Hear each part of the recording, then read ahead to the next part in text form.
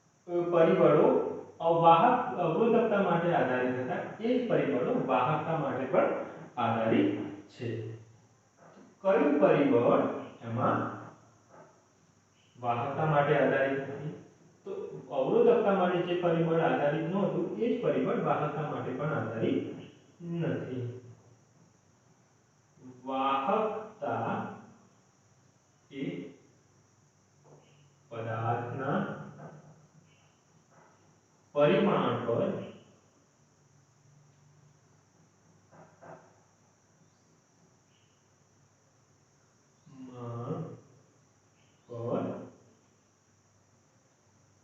આધારિત નથી.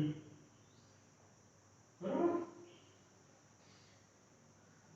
જો અહીંયા પણ કોઈ પણ પદાર્થની અવરોધકતાનું મૂલ્ય જેટલું વધારે એટલું વાહકતાનું મૂલ્ય ઓછું હશે. મતલબ કે જે કોઈ પદાર્થની અંદર અવરોધકતા જેટલી વધારે એટલું વિદ્યુત પ્રવાહનું વહન ખૂબ જ ઓછું થશે. અને જેટલું વિદ્યુત પ્રવાહનું વહન ખૂબ વધારે